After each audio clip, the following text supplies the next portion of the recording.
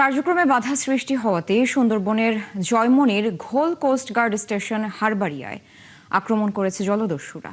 শুক্রবার মংলায় ব্রিফিংয়ে কোস্ট গার্ডের পশ্চিমাঞ্চল কমান্ডার ক্যাপ্টেন মোহাম্মদ মেজবাউল ইসলাম আরও জানান, কিছু স্বার্থান্বেষী মহল দস্যুদের ইন্ধন দিচ্ছে। এদিকে সুন্দরবন দিয়ে পুশিন ঠেকাতে কঠোর নজরদারি চালাচ্ছে কোস্ট গার্ড। বিস্তারিত জানাচ্ছেন নাদিয়া শারমিন। গতকাল জয়মনির ঘোল এলাকায় বাংলাদেশ কোস্টগার্ড স্টেশনে দুর্বৃত্তরা দল বেঁধে আচমকা হামলা ও ভাঙচুর করে।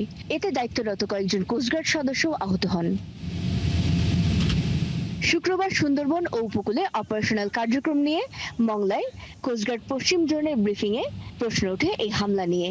বাহিনীটি জানায়, তাদের কার্যক্রমের জন্য জয়মনির ঘোল এলাকায় বনদস্যুদের ঘাঁটি পরিচালনা বাধাগ্রস্ত হচ্ছিল। সুন্দরবনে যেতে হলে বা পানিতে যেতে হলে সেখানে অবশ্যই কোস্টগার্ডের মতো ক্যাপাবল ফোর্স আসলে নেই।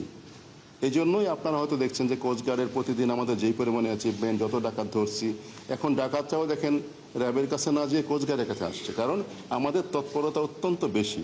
কোস্টগার্ড জানায়, সুন্দরবন ও উপকূলে বনদস্যুদের নির্মূল এবং বনজীবীদের নিরাপত্তা নিশ্চিতে চলছে বাহিনীটির operation restore peace in Sundarbans এবং অপারেশন ম্যানগ্রোভ শিল্ড।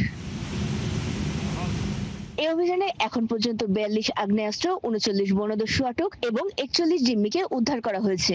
তাদের দাবি, ধারাবাহিক অভিযানে কোণঠাসা দস্যুরা এরই মধ্যে আত্মসমর্পণ করেছে ছোট সুমন বাহিনী। একটা বড় সংখ্যক সন্ত্রাসীর এখন ওই অবৈধ কাজ করার পথ বন্ধ হয়ে যাচ্ছে। এখন তারা সংঘবদ্ধভাবে হয়তো কারোর প্ররোচনায় পড়ে, এটা আমি এখনই বলতে পারবো না, তারা চেষ্টা করছে ইমেজ সংকটে ফেলার জন্য একটা বাহিনীকে। বনদস্যুদের হাতে আগ্নেয়াস্ত্র আছে কিনা এবং রাজনৈতিক ইন্ধন আছে কিনা সে সম্পর্কে নিশ্চিত নন এই কর্মকর্তা।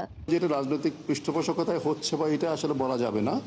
ওরা কিছু কিছু মানুষের ওই এলাকার যেই কিছু কিছু লোক ইন্ধন হয়তো দিচ্ছে বা দিয়ে যাচ্ছে, এদের আসলে সঠিক পরিচয় বা কি ওই ক্ষেত্রে আমরা স্পেসিফিকভাবে আসলে বলতে পারতেছি না। এদিকে সুন্দরবন ও উপকূল দিয়ে ভারতের পুশিন ঠেকাতে টহল, গোয়েন্দা ও ড্রোন নজরদারি চলছে বলেও জানান তিনি। যে এরিয়াগুলো গ্রে এরিয়া ছিল, যেখানে কোস্টগার্ড ছিল না, সেখানে পুশিন পূর্বে ঘটেছে। এখন কোস্টগার্ড আসার পরে নো পুশিন, এবং আমরা ওখান থেকে আমাদের যত মেকানিজম আছে আপনাদেরকে বলতে দ্বিধা নাই। আমাদের খুব স্ট্রং ড্রোন, ওখানে আমাদের ড্রোন সহকারে সার্ভেইলেন্স কন্টিনিউয়াসলি আমরা করছি, সে আমাদের নজরে এগুলো আগেই চলে আসে। যতগুলা জলসীমা আছে যেখানে পুশিনের সম্ভাবনা, এখানে আমরা অত্যন্ত স্ট্রং ফুটেজে আছি। আমার টহল দিনে রাতে চলছে। সো হোপফুলি এদিকে আমাদের কোনো কিছু করার সুযোগ থাকবে বলে আমার মনে হয় না। সুন্দরবনে এখন ৬-৭টি মূল বনদস্যুর দল এবং তা থেকে ভেঙে তৈরি আরো কিছু ছোট ছোট দল কাজ করছে বলেও জানায় কোস্টগার্ড। একদিকে ভারতের অবৈধ পুশিন, অন্যদিকে বনদস্যুদের উৎপাত, সব মিলিয়ে বেশ চ্যালেঞ্জের মুখোমুখি কোস্টগার্ড। তবে বাহিনীটি বলছে এবার কঠোর হতে চায় তারা।